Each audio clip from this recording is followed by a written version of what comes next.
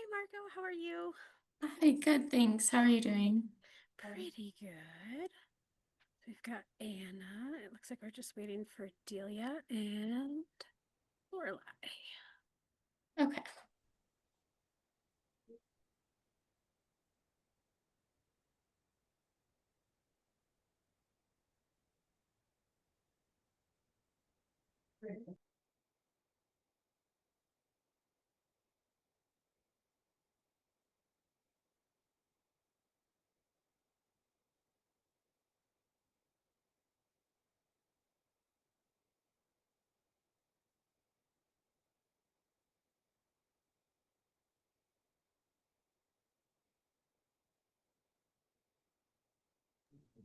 And are you Sarai? Yes, I'm sorry. I forgot that I changed my Zoom name to say ouch instead of my actual name, which is Sarai. So, yes, I'm Awesome. Sarai. I am the AmeriCorps Program Director here at Ouch. Great to meet you. Yeah. How long have you been with Ouch?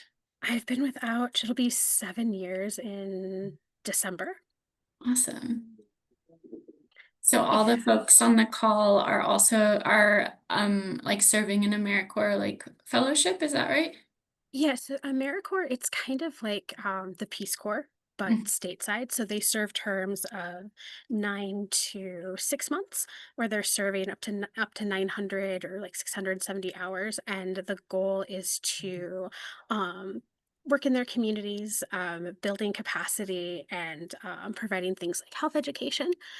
Most of our members serve as community health workers, so they're looking at those like other health needs and connecting people to social resources. Housing is a big one.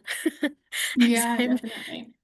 and so a lot of times we're helping our patients kind of navigate the healthcare system and different social resources, working on like building up their community knowledge and skills so Hmm. that they have a really good, so that they won't need us anymore. Yeah, great. All right, so we can get started because we got Lorelai, and I'll send Delia the invite because it wasn't working for Lorelai. Okay, sounds good. Awesome. Well, um, yeah, nice to meet you, Sarai, and then Lorelai. We communicated over email, and then Anna. I imagine you're one of the AmeriCorps members. Can folks hear me? Okay. Yes. Nice to meet you Yes. too. Okay, great. Well, I have a presentation. I wanted to share a bit about what the Community Development Corporation of Utah, CDCU, does. And then I thought I'd walk you all through a budget and credit class that we teach community members, since it's meant to be kind of a continuing education class. And so hopefully that will be useful in terms of working with clients and or maybe even just for yourselves. Talking about budget and credit. So I can go ahead and share that screen. Throughout the presentation, I would welcome any questions. I might not be able to see the chat, so feel free to just come off mute and ask a question or pop in at any time. And we are not seeing your screen yet if you've already shared it. Oh, never mind. Okay, let's see. There it goes. I, All I right. was, Are you seeing it in presentation mode now? no, we're seeing like the PowerPoint, like the regular Okay. PowerPoint. Let me see if I can share it in presentation mode. Okay. I think that should be in presentation mode now. Yeah, Yes, that's perfect. victory. Okay, awesome. Okay, so we're the Community Development Corporation of Utah, and you all are a health organization, so maybe you'll find this funny. We just had someone come in to our office today, telling us all about needing to get tested for kind of this rare disease. And then after she was talking to our front desk person for about like 3 minutes, like our front desk person's like, can we like maybe check with your primary care doctor? And then she was like, oh, you're not the CDC, are you? And we were like, no, this is a different organization. We do like financial couch coaching, housing counseling, home ownership. So, um, I'm sure with all the acronyms flying around, it gets confusing. Some people do mistake us for the CDC, which we are not. So my name's Margot Draeger. I'm the program manager here at CDCU. I manage our team of housing counselors and community navigators, which is just four people. We're a pretty small office. We're like a total of 10 staff right now. So very small. We're located in Salt Lake City, right at 500 East and 1700 South, just south of Liberty Park. And we've expanded and then kind of shrunk down to the size we are now. We had some mortgage assistance funds that were COVID funds to help people get current with their mortgage, and those funds have now been all spent out. So in the height of that grant program, I think we had about 30 staff, but I came on as the program was winding down, and as we were getting involved in doing rental counseling and tenant resource center work, which is more with folks that are looking for affordable rental housing, which is such a need out there right now. So let's see how I advance the slides. There we go. So our mission is to help people towards financial security, housing stability, and access to affordable homes. We do that through education and coaching, financial assistance and loan products like down payment assistance for people to get into home buying. And then we develop and preserve affordable homes for buying and renting in our real estate section of our organization. So this is a little bit more about our different programs. So financial security is one, and I'm going to be going a little bit more in depth into budget and credit, our Smart Start program, which is kind of like the backbone of all of our different housing counseling. And then housing stability is related to where folks can access funds. So we currently have rental assistance for folks with addresses in Salt Lake City. It's getting close to running out. We should be getting funds from Salt Lake County any week now. So we just kind of recently got into the rental assistance game of being able to provide assistance to people with current leases to keep them in their homes. And then mortgage assistance, we have finished that really big program of being able to get people current that were affected by COVID. And now we just have really small amounts of mortgage assistance through Salt Lake City government, so it can only go to people who are homeowners in Salt Lake City. And then we have down payment assistance, grants, and loans. We're hoping to expand this because typically we've just gotten funds from Salt Lake City to provide down payment assistance, but we're hoping to get some funds through Mill Creek and South Salt Lake in the near future. And then we help provide grants and loans for folks wanting to make critical repairs on their home. So homeowners who need help kind of with critical repairs like a new roof or changing out like harmful paint or repairing different items, we can help with that. And then we have a new ADU loan for folks living on Salt Lake City's west side, where folks can access financing at a lower interest rate to be able to build an ADU on their property and then rent that out. So the family gets an increase in income, and it offers some affordable housing to folks on Salt Lake City's west side.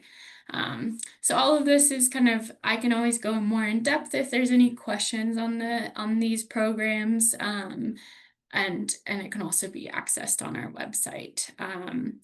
In terms of affordable homes, we just finished selling off some townhomes that we developed, and we are going to have affordable rental units available in Mill Creek this winter.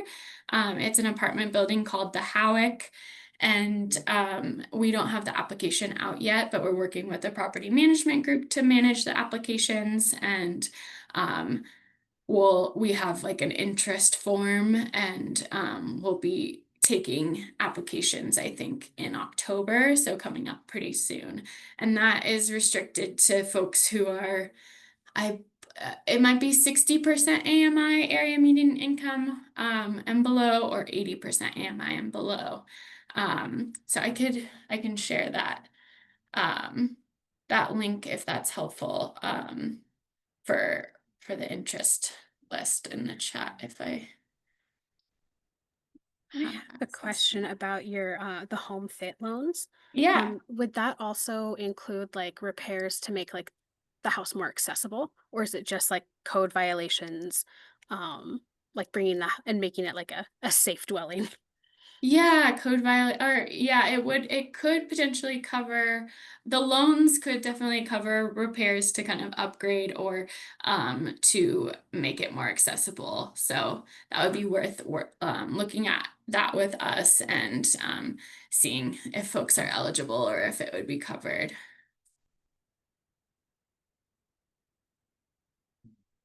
Yeah, so I just added to the chat our the page on our website of new affordable rentals coming to Mill Creek. And so that hopefully will, we already have like 240 folks on the interest list, which will then email everyone that when the application is available for those. Yeah, any other questions about any of the programs? Um, I wanted to ask, you started to answer it right before I was going to ask, but then it froze, so I didn't hear you. What is the criteria for people who are like eligible for these homes that you provide? Oh, for the home fit loans? For the affordable homes, so like the openings that you have coming up. Oh yeah, for the apartment rentals, it looks like it is for folks that are rents will be for those between 30% and 60% of the area median income. So it is lower income families that would be eligible to rent at the apartments. And we do have a AMI calculator on our website as well, which is really handy. So for like, it would be that if they're like a household of two, their income could not exceed like 59,000 annually. So that's kind of the measurement there, is that it's affordable housing for folks that are lower income. Okay, cool. Yeah, Um, thanks. I have one more question. Yeah, go for it. Uh, so you have like education resources. Do you help people with like Section 8 applications? Like, We don't really have anything to do with Section 8, but we do kind of have contacts at Housing Connect. So those are more, the applications are through the housing authorities, and so if someone needs help filling out an application, we could kind of guide them through it. But in terms of, a lot of people are like, I'm on the wait list and I don't know, where I'm at. I've been on the wait list for years, or trying to figure out what wait list they're on. And so we usually refer those folks over to the housing authority. Mhm. Um, and we have a contact, Juanita, there that has been really responsive to our requests. But often, if we ask her about a specific client, she'll need them to do like a release of information form. So we usually just send them directly to her. Okay, that makes sense. Thank you. Yeah, no problem. Yeah, and I think the Section 8 like housing voucher waitlist has been closed for a little while, but in other counties they have it open, and there's like a project-based voucher waiting list that is open. So yeah, it's a little bit. I mean, I previous to working for CDCU was working for the International Rescue Committee, the IRC, in like financial coaching and small business, and so I really didn't have a background in affordable in housing and housing support programs, and I'm just like becoming aware of how much there is out there and what organizations and who to talk to. So that like understanding what the Housing Authority does is really kind of complicated and new to me as well. Awesome. And then I think I have a slide just on a little bit more about our housing counseling, since that's the program that I oversee. So CDCU has 3 HUD certified housing counselors, and we're one of 9 organizations in Utah that are approved to provide HUD certified housing counseling. And we provide kind of a pretty wide variety of counseling. So for people that are renting, we provide our general Smart Start. So like financial coaching and budgeting and savings, one-on-one counseling, and then we do the occasional group class. But we just find that unless we partner with another nonprofit, getting a bunch of people to come to a class at a specific time can be difficult. So people are more likely to come to a one-on-one counseling session. But I'm happy to chat if you guys have any kind of group education needs. And then we provide Home Start, which is pre-purchase or home buying counseling. So for people who are interested in buying a home, we do go through all the things that they need to know leading up to that, as well as kind of reviewing their finances and making suggestions for that. And as well as rental counseling for folks that that are renting and need to get into something more affordable, or just kind of to maintain their current rental. And then for folks who are homeowners, we provide foreclosure prevention counseling or homestay counseling to help guide them through preventing home foreclosure. So our counselors will help them to connect with their lender to see what options there might be if they've lost income and they own a home so they can't pay their mortgage, what options there are for a forbearance period or a loan modification. So that's our foreclosure prevention counseling. And then I already mentioned the rental. In terms of education, when it comes to pre-purchase and home buying, we do like 1 or 2 workshops a year on pre-purchase, as well as we have an online class for the home buyer education.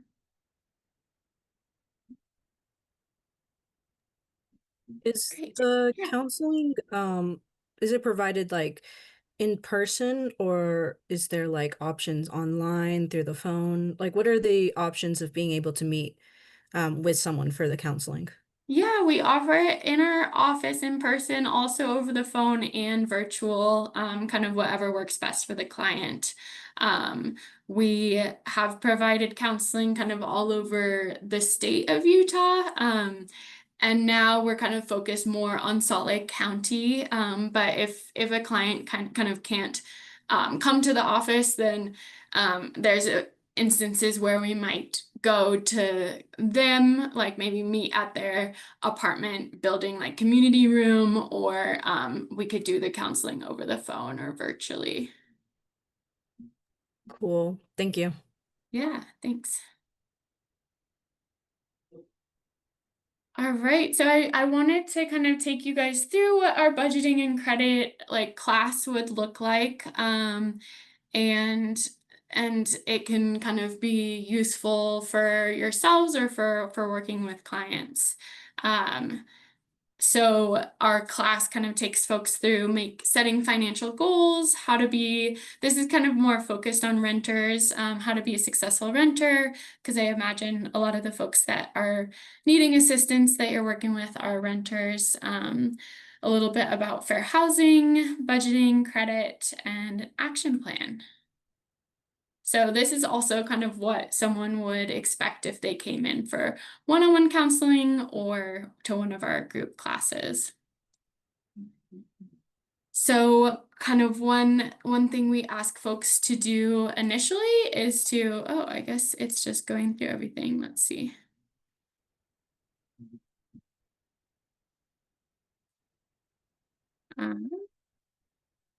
Pause, please.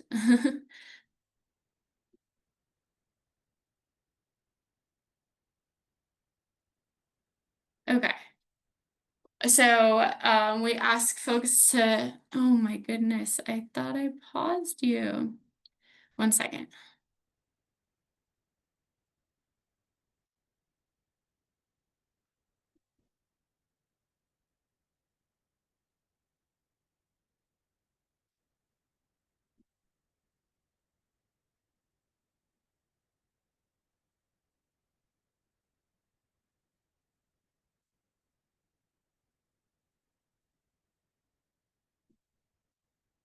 Okay, I will just share not in presentation mode. And just zoom on in here.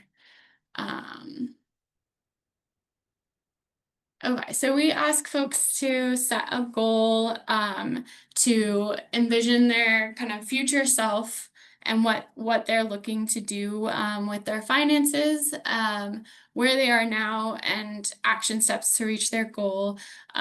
One part of our counseling that we find really impactful and important is putting together an action plan.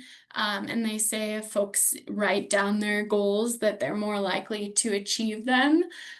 So kind of at the beginning of a counseling session or of a class, we would ask folks to kind of, what is a financial goal that you have, and maybe share it with the counselor or the class. So it could be, saving to buy a home. It could be, I keep using credit cards to cover emergency expenses, and then I can't pay off those credit cards. So my goal is to build an emergency savings of $2,000 in the next like 6 months by eating out less and putting aside like 30, or, whatever amount that they can put aside. So we go through kind of how folks can make those goals SMART by being specific, measurable, attainable, relevant, and time bound. And making sure it is something that is important to them, like not just something they had heard that might be good to do, but something that actually they want to achieve. So we kind of start with setting those goals, and then a lot of folks come to us that are kind of trying to weigh the options of continuing to rent versus buy. And so we like to say that homeownership isn't for everyone. There could be specific instances, like if you are planning to move in the next couple years, it's not the time to buy a home. It is like a long-term financial commitment, and it will decrease your mobility. But there could be advantages, like if having pets is really important to you, owning a home, you reduce the issue of having to pay pet fees, pet deposits, pet rent, those kind of things. If you really want to settle into your community, then it can help you kind of have that stability and sense of pride in your community. If you're someone who's handy, who likes to remodel or customize their home, then it could be a good fit for you. So kind of going through this, and also there's tools online, like a rent versus buy analysis, and you can plug in the numbers of how much it costs to rent, how much you would buy a home for, and see what could be cheaper in the short run. So of course, the biggest advantage of home ownership is that you build equity and have that, but so we see so many people who can't afford their mortgages and end up in really bad debt situations. So making sure that it is the right choice from the beginning is important.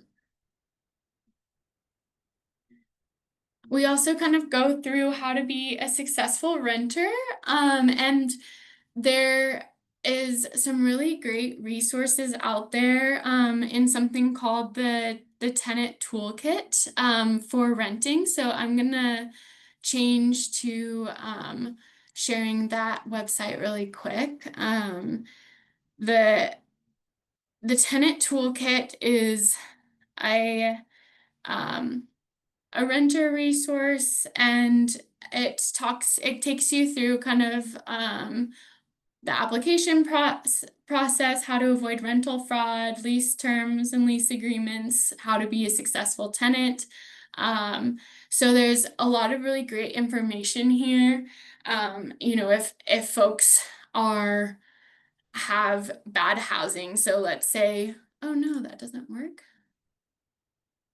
I think so. Most of these you can download just a section of them at a time. And there's also a physical copy that you can get. There's also in this resource video walkthroughs. So different information like the eviction process is here, tenants' rights and resources, and they have them in Spanish as well. I think in the toolkit too, there were some other videos that resources for renters, events and resource.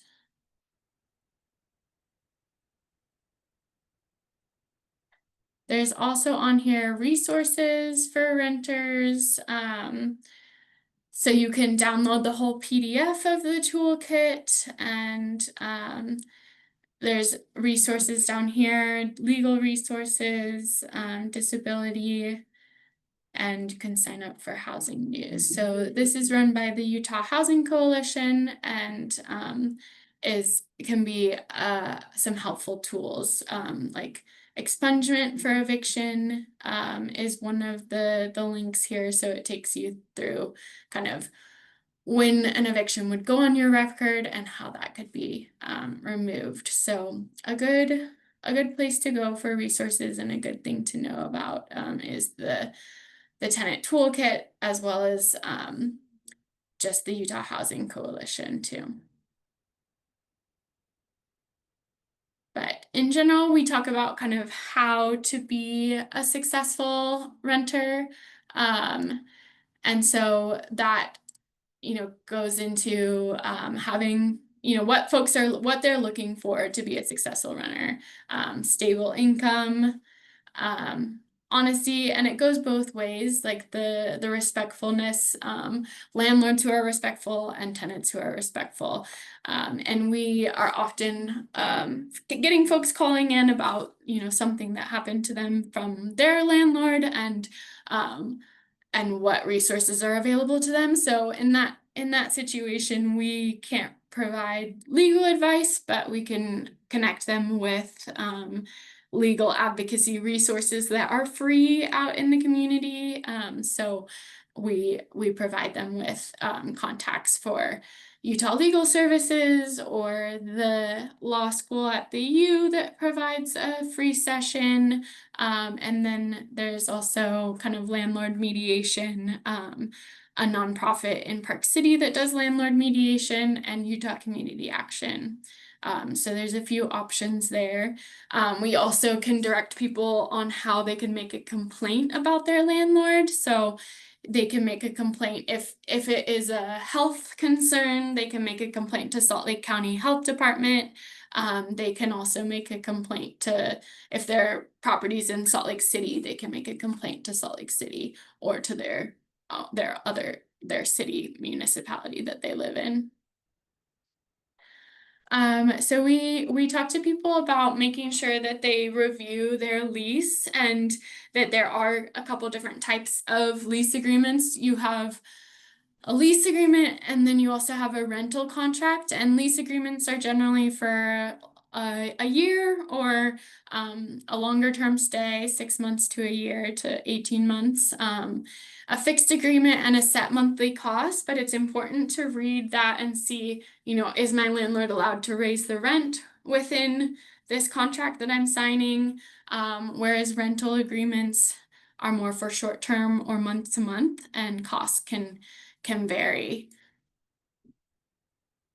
So some things that we recommend people looking at on their lease agreement is the length, renewal, what happens when the lease ends, the payment date and what day the rent is technically late, and all those monthly financial obligations. So who's going to pay what,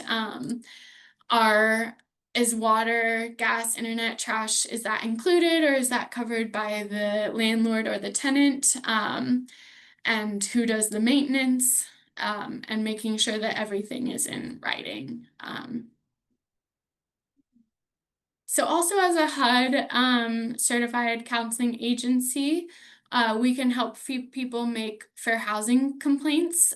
So the Fair Housing Act was enacted in 1968 as part of the Civil Rights Act, and it prevented discrimination against protected classes when they are renting or buying a home or getting financing, such as a mortgage, or seeking housing assistance like a Section 8 voucher.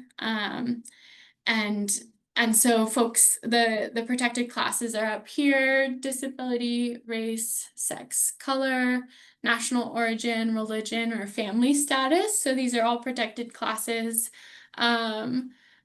There are specific cases where landlords are exempt, like if a landlord is living in the home and just renting a room out in the home, they have the ability to just request, like, I just want to, I want like a female roommate, or I want, a certain age or demographic, because they are just renting just one unit, and they're living on site. So it doesn't always apply.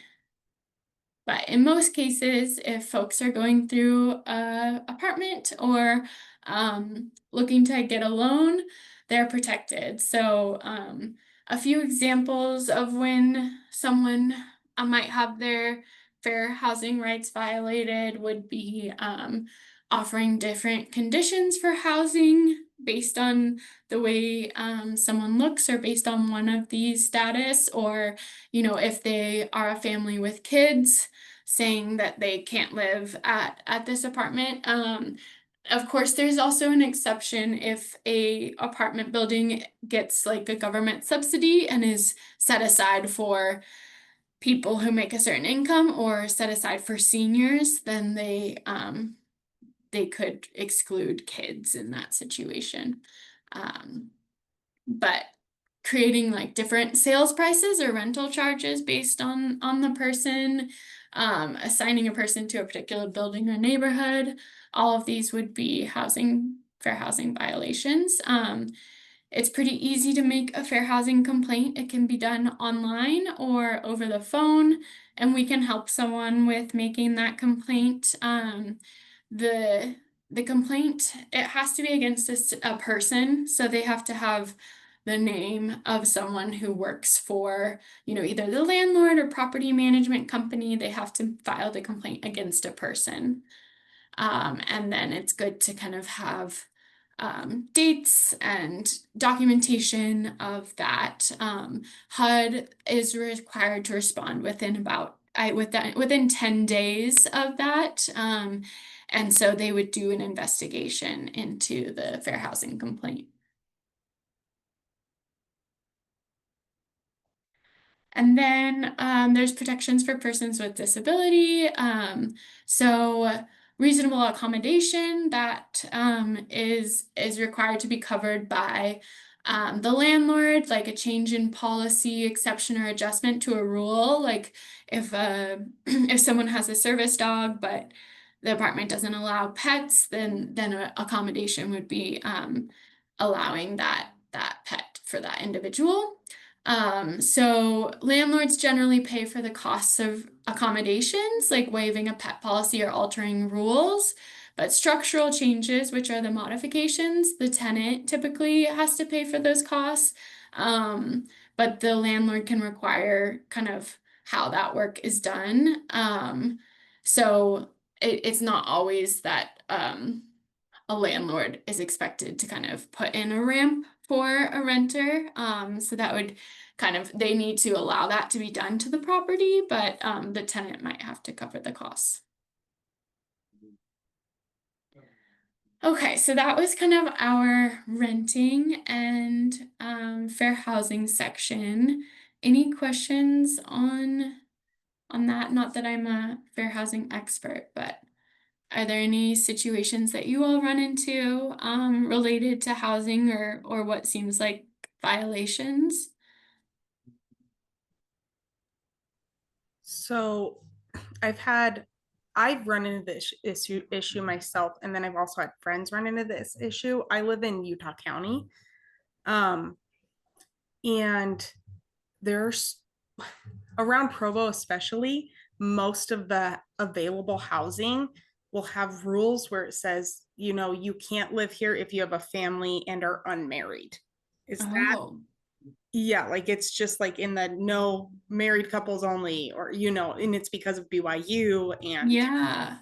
yeah. Wow, that's so interesting. Yeah, I haven't heard of that. I guess if it is a religious organization Mhm. doing that is the property management, I think that they could potentially do that type of discrimination based on like people needing to be part of the same religion. Mhm. But I'm not sure if they can still like violate kind of the family status. Yeah, that. Yeah, I've seen it. I think it's primarily just people renting out spaces. It's been a long time since I was specifically looking, so I don't know Uh-huh. exactly. But I think a lot of it was just like personally owned, but people in the BYU area. I don't know exactly what it was, but it was really strange. At the time I wasn't married and we had 2 kids, and so it made it really, really difficult to find some place that we could afford. Yeah, that is a unique one, I think, probably to Utah, but maybe not. I mean, just in terms of religion and its prevalence. But um, if they have kids and unmarried, I would think that it would be, worth putting in a complaint for folks. But and then there is the protection of, people. There's not the landlord is not allowed to um kind of then target someone based on like making a complaint, but that can be kind of hard to enforce. Mhm. But yeah, I'll look into that one. Yeah, I think the thing that I've run into the most is the language of like reasonable accommodation for like accessibility. Mm-hmm. And landlords being like, oh well, like because it's such a small unit, it's an undue burden. So I've had that a couple of times. Mm-hmm. Um Yeah. especially for things like grab bars or like ramps where they're like a permanent type of modification. So I've had that a couple of times. Okay. Which has Yeah. been difficult. Yeah, that is tricky. It was trick.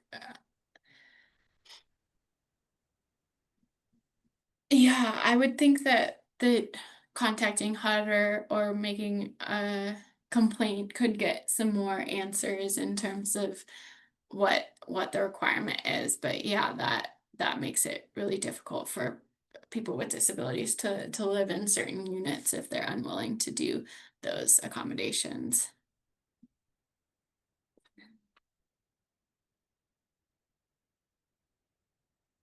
Yeah, I'll look into kind of the requirement for the landlord to comply um, with those reasonable modifications.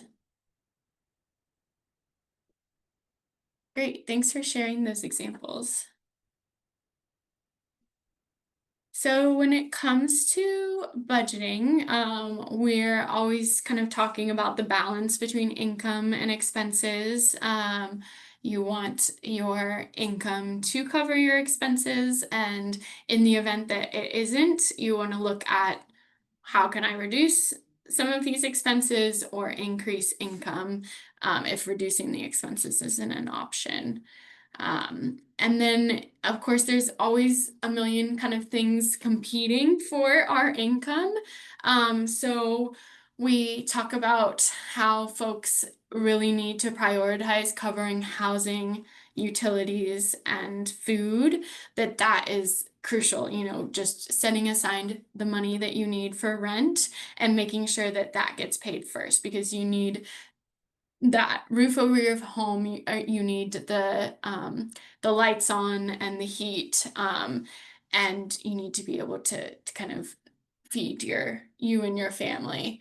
And then the next important would be kind of car insurance, transportation, debts, and insurance payments. And then with the next area that's available is contributing to an emergency savings, revolving savings, or putting any extra funds towards debt. And then setting aside whatever else is available in your budget for the fun stuff, the things that bring joy to your life. So if that's eating out or an entertainment or vacation, and kind of putting that last in your budget. And that's, we learn about something called frugal joys, so ways that you can kind of have some joy in your life, but do it at a budget and keep those costs low. So we go over, this is our monthly spending plan that we cover with clients. So kind of at the top, we list their sources of income. So it might be Social Security, or it might be part-time job or full-time job here. And then, so for the whole household, we like to do a budget for everyone in the house. So it might be the two adult wage earners here, and then putting in all of the fixed monthly expenses, so things that stay the same about each month, kind of averaging out maybe power and gas, and the rent here, amount that's being put, if they have an automatic transfer towards savings each month, and this is monthly. So maybe they're making a car payment on a car loan, student loan, credit card payoff, and then all of that goes into the fixed expenses. And then on the variable expenses, we have gas for driving, groceries, household supplies, eating out, and a variety of other things. So we go over this with everyone. That we have, if someone's coming to us for counseling, we have them fill it out ahead of time so that they can get an idea of all their expenses and put that in. And then we ask them to send us a bank statement in their intake package. And so the counselor will review that bank statement, and then they'll be able to see like, oh, you spend like $30 on eating out for the month. And I can see here in your bank statement that, I see like, a variety of things, maybe like 7-Eleven, and then fast food, and then eating out, and they haven't kind of put that all into one category together. And so it can be really eye-opening or like you didn't put in like ride, you took an Uber, and that's not here in your budget. And so it really helps people to see, what they're missing in their expenses, because a lot of people just don't quite know where their money is going, because you come to the end of the month and you're like, well, where did that all go? And so this can be a really good picture. We also recommend folks kind of reviewing their bank statement on their own or with their partner and kind of looking through that. And a lot of folks in the bank statement can like categorize items, so see like a summary for the month.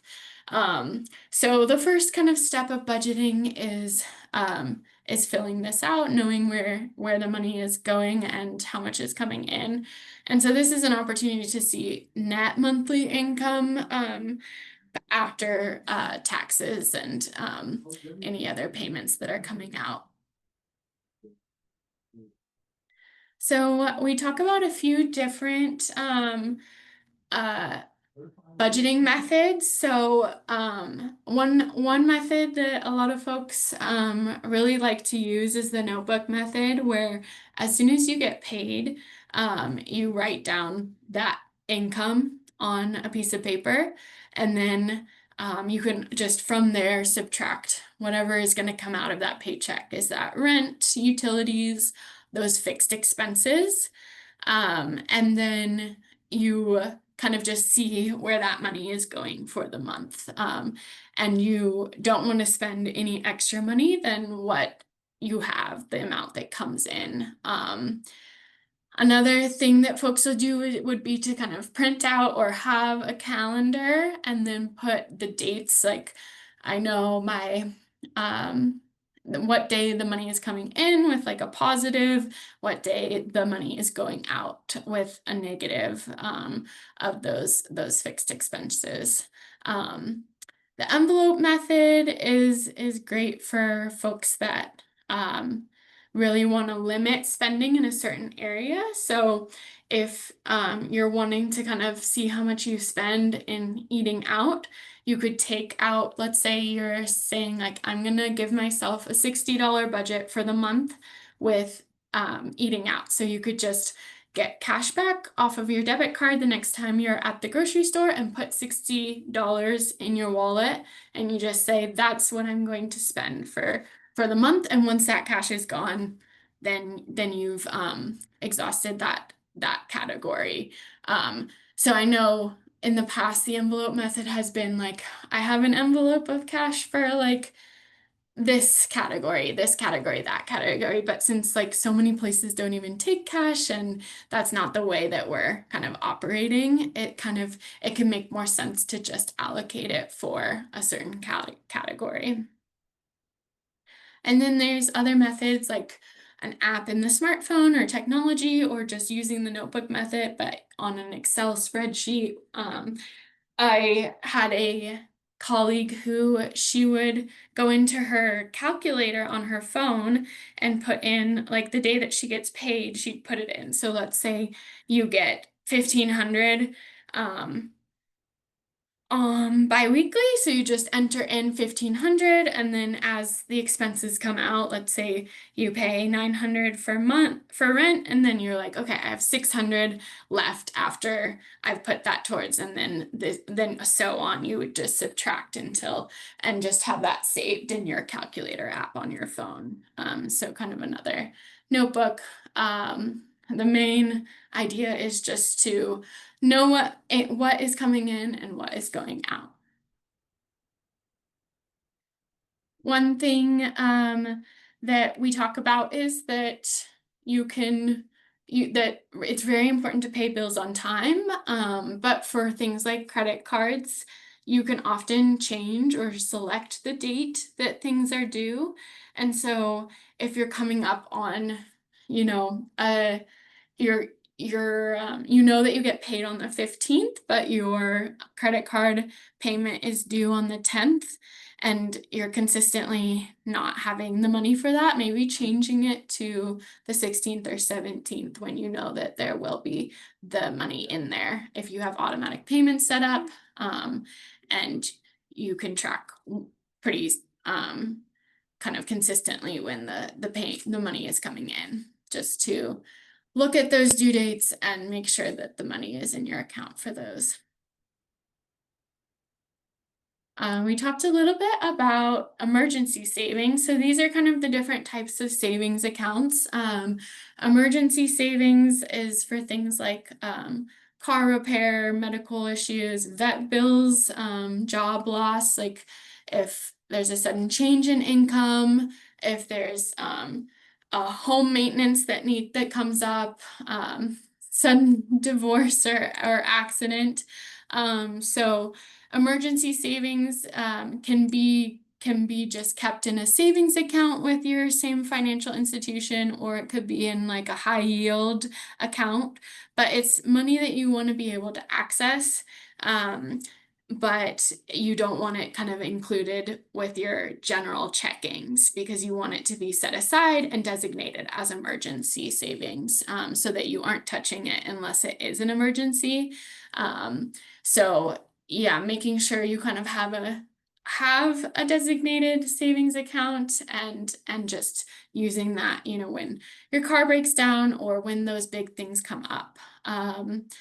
And I think that that's a huge struggle in the US and maybe around the world as well, is that folks go into debt because one thing pops up and they don't have the funds to cover that emergency. So we see that a lot. So this is kind of the preemptive training, and then we do a lot of kind of the after work with people that they're on the other end of kind of going into debt, not being able to cover rent because they had to put that money instead of to their rent to an emergency. Hopefully folks do get to the point where they can have a revolving savings. This can be really great for something to put money into a CD, something that matures like after a 6-month, 8-month, or 1-year cycle. So you're saying, I'm gonna put aside this money, and then once it matures, I'm gonna use it for spending on a vacation or a hobby or anniversary, or I'm gonna put this in now, and then when it matures, I'll use it for something that I've planned ahead for. And then long term, like a really big purchase, like a home purchase, education, wedding, or retirement. So putting that in kind of a longer term, like a Roth or a Roth IRA or something, or using a CD for this as well. Like if you inherited some money or came into some money, that putting that into a CD, and then when that matures, maybe we'll be ready to buy a home.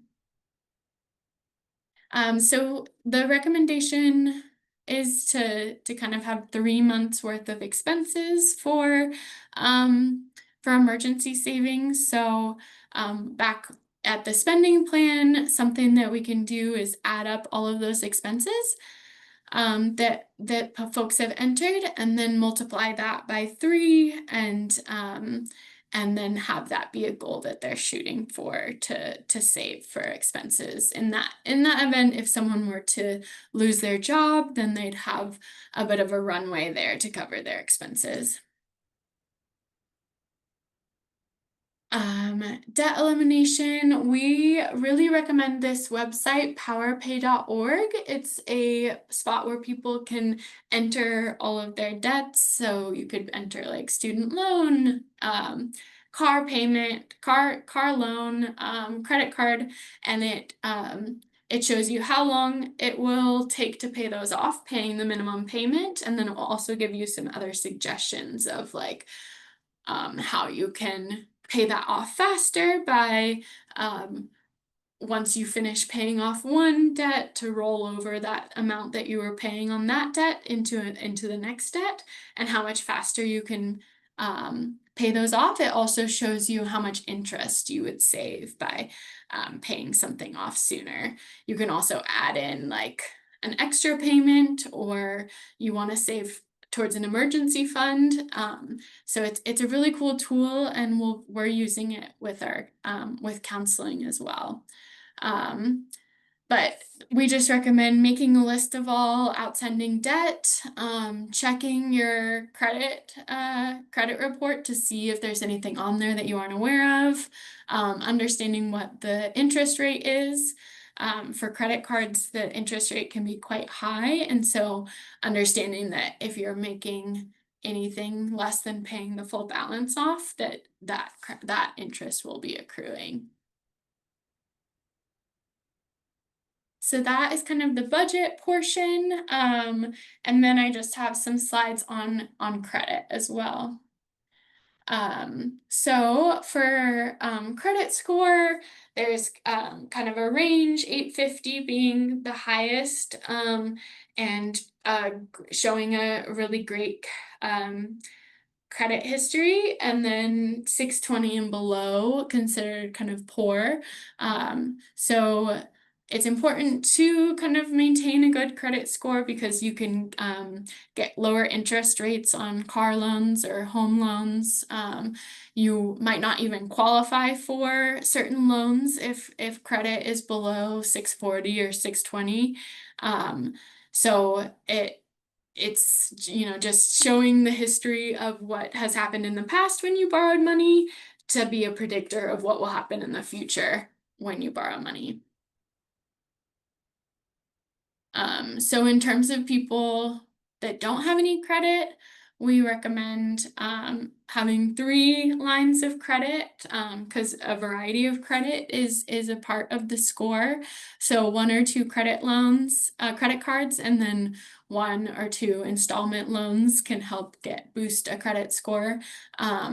For credit cards, for folks getting their first credit card, they might have to have like a parent on the account, or they can also do a secured line of credit, which means you take like $500 to the bank and then you get a credit card based on that deposit that you've made. So you'd just be able to spend up to $500. And then, once you have a positive kind of account and history with that line, then you are likely going to be able to get an unsecured credit card with a certain limit. Making sure that people pay on time, and if you're more than 30 days late, it'll show up on your credit report. Keep balances low. So if you have a $10,000 credit limit on a card, you don't want to spend more than $3,000 during a statement cycle, because spending more than 30% of your available credit limit will hurt your credit, which is kind of wild. Like, just the fact that you have 10,000 available and you're only allowed to really use 300. But I mean 3,000, sorry, the 30%. So just that's something to keep in mind. They and they're telling you that you have this limit, but it's not actually beneficial to go up to even half of that limit. And then making sure you pay your credit card balance in full each month. And it says to just wait until you get the statement to pay it off so that you can see that there was a balance and then it was paid off in time. And then I already mentioned that about the secured loan. So this is kind of what makes up a credit score. So 35% is payment history. So 35% is that history of paying on time. And then the other kind of making up half of it. So the other part of that is length of history. So the longer that you have a card open or a loan. So if you've had a credit card for a really long time, it was like the first credit card you got, it might be, maybe you don't use it very much, but it might be beneficial to keep that because that history length contributes to 15% of your score. And then utilization, so that is not using more than 30% of the available credit. And then the others, like types of credit or new credit. Basically, if you get a lot of new credit in a short amount of time, that will hurt your score. So you don't want to go out for like multiple types of loans in the same time period. And if you're like shopping for a car, you want to kind of have your credit checked within a month or two time period, so that it doesn't show like, oh, someone did like a hard inquiry for a car, but I didn't get it, and then 2 months later I went somewhere else. Then it just shows that you're kind of looking for loans really frequently, and adding that to your credit scores. So that's where it can hurt your credit. There's some non-traditional credit out there, so rent payments or utility payments. There's payday loans, title shops, pawn shops. Those are all things to avoid. The non-traditional credit, like a rent payment, that is when you're renting from an apartment and they use a third party to report those rent payments as kind of on-time credit payments. So we recently learned about a company called Isusu, I believe. And they are a company, yeah, Isusu. They report rent payments to the credit bureaus.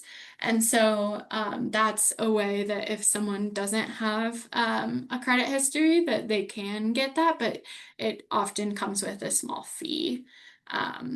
But these are ways to kind of, if you don't have a history of credit, for folks that there's ways to kind of prove that you're a trustworthy person with money, basically. I mentioned that it's a good idea to check your credit report. So the federal government has made it available that folks can get free credit reports. It doesn't give you a score, but it does give you all the loans in your name and your address. So it's a good way to check if there's been any fraud, or anyone taking out credit in your name. And then, or if, something has gone to collections, that's something that folks can check and see what's the amount, where is it, who do I need to call to figure out how to make a payment. So annualcreditreport.com, and you're able to request, I think it was like 3 times a year you can get a free credit report, but I know they were trying to increase that as well. Like here, it says once every 12 months you can get a report, but that's from each of these, like reporting Equifax, TransUnion, and Experian. So if you just selected Experian and got your report, then like a few months later you could check it again and request it from a different one of these agencies. So then kind of the final step in our counseling is to go over an action plan with the client, where they talk about kind of how they feel about their current situation and what their overall goal is, and what kind of steps they want to take right now to achieve their goal, and what day they'll be done by, and then our housing counselors are kind of there to keep them accountable to those goals and check in with them. So once they become a counseling client, we check in with them kind of monthly, and then just kind of keep following up to see how they're going with their goals. And so generally, like a housing counseling relationship with someone could last about a year, hoping that they're able to kind of achieve the initial goals that they set out to do within that year. But it can change. Yeah, and then I have our contact information so folks can follow us on Instagram and Facebook. We're also on LinkedIn. We have a phone number for anyone reaching out. I don't know why it says 24, like we're not available 24 hours a day. It's 9 to 5. And then our website, cdcutah.org. And then this is our Tenant Resource Center website through the city. I can pull that up for you guys to see, but we have a grant with Salt Lake City to run their tenant resource center. So we're the partner that receives all the calls and the intake forms. So if someone does need help with housing, they can go to this slc.gov/can/renters, so community and neighborhoods. And this intake form, they fill out their information, contact information, and kind of what they're struggling with. And what they're looking for. And so that comes to us, and then we reach out to people within like 2 to 3 days, and try to connect them with resources or recommend our housing counseling program if that's the best fit. But also on the tenant resource website, folks can file a complaint if they've been treated unfairly, and that would go straight to Salt Lake City. We don't see those. There's also a place to report any poor or unsafe housing.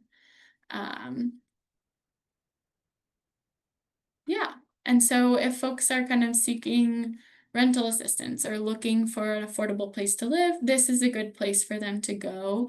This intake form here, or they can just call us directly or send us an email or stop by our office. So a few different options. I can stop sharing and conclude my presentation. Let me know if there's any questions.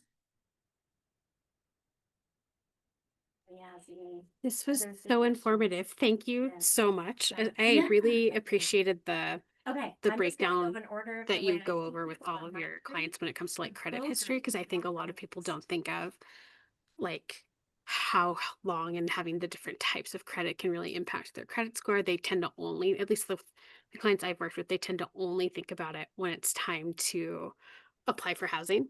Yeah, definitely. Yeah, of course, because like it also, I mean, I should have mentioned it also affects like the amount you're gonna have to pay in your security deposit for a rental unit. It affects so much, it's not just, oh, I only need to worry about that if I'm gonna buy a home one day or like get an auto loan, but it's like so like it's in everything that we do, and like renting as well is kind of crazy.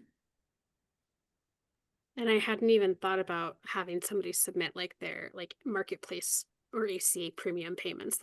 I've never had anybody mention that. So that's a really good resource to Oh, like yeah. add to show an like credit history. Mm-hmm. Great. Yeah, thanks.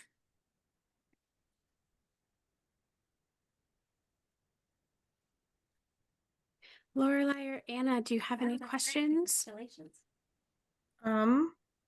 I have no specific questions. I just want to say that was very helpful to me as Oh, a good. young adult trying to figure out. I was taking notes the whole time during this Yeah. as far as a budgeting plan goes, because you're right when you were talking about people not including stuff in the budget. It's so easy to just not think about it, and it's like, oh, this is $10, so you don't think of all the $10 that add up to being a decent portion of what you're making.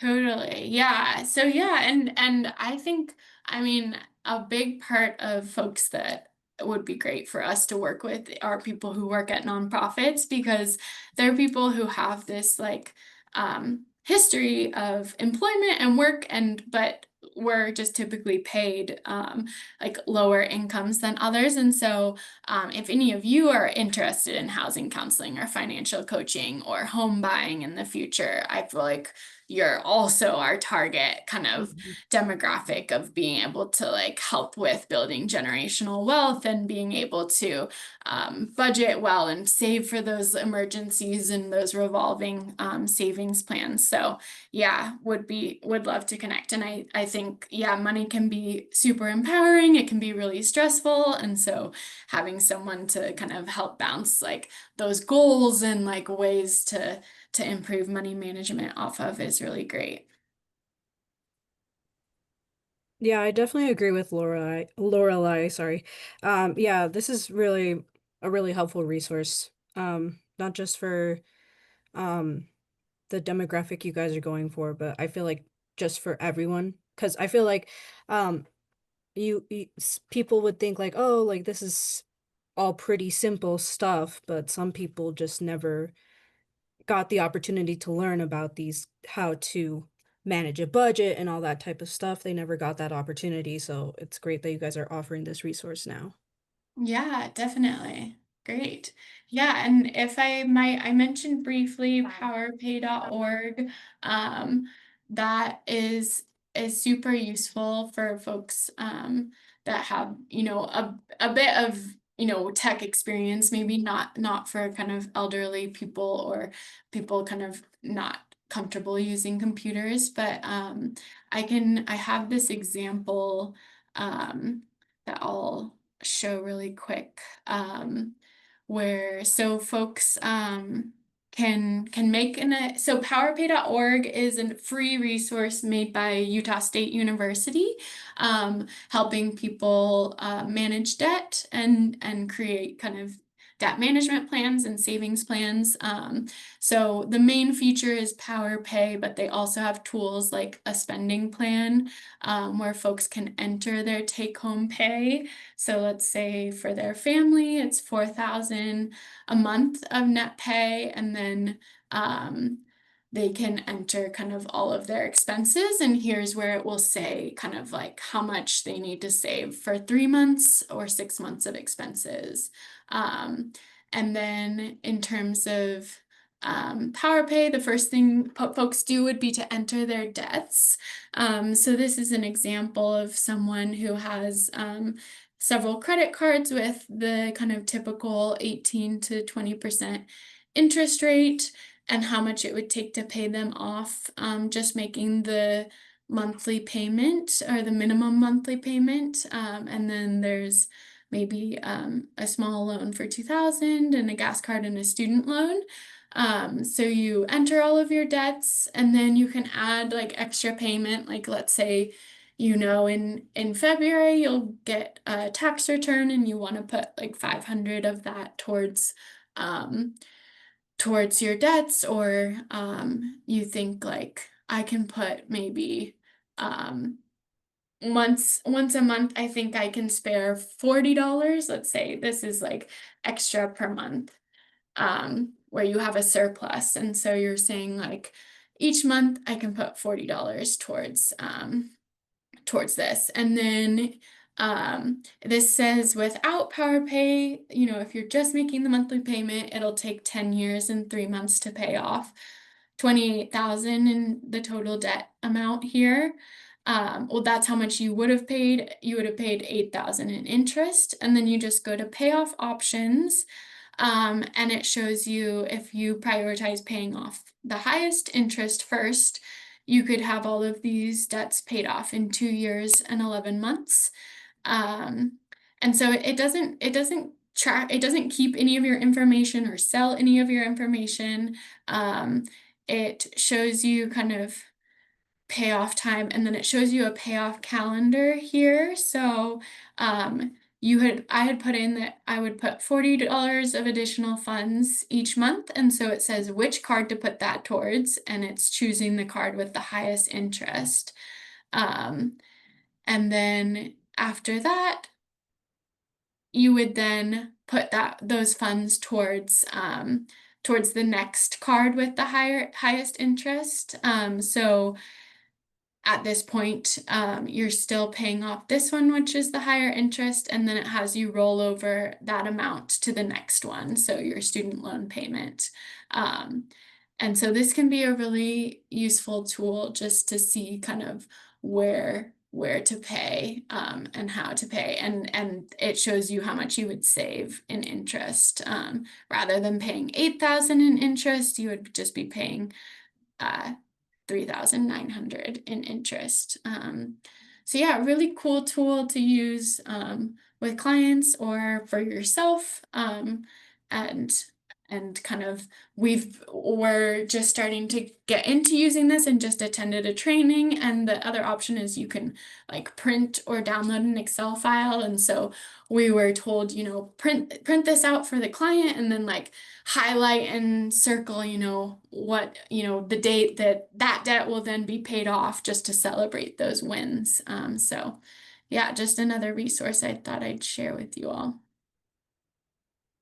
Thank you. I'll definitely do that for myself. It's a little Yeah. scary to look at debt, so it's like gearing yourself Mhm. up to even see, Totally. Yeah. And it's like push to the back of your the head. first step is just to know, like, that's the balance, um that's the payment, and that's the interest rate. And a lot of folks maybe don't know what the terms are for the loans that they have, and so knowing what it is and how to prioritize those payments can be really helpful.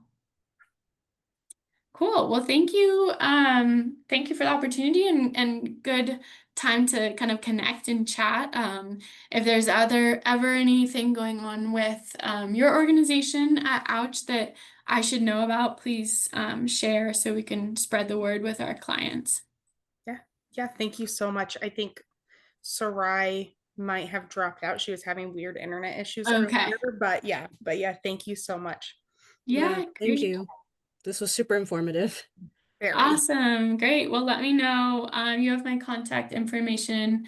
So if anything else comes up, or if you're interested in connecting again, let me know. Okay, cool. Thank you. Thank Okay, have a good you. day. You Bye. too. Bye.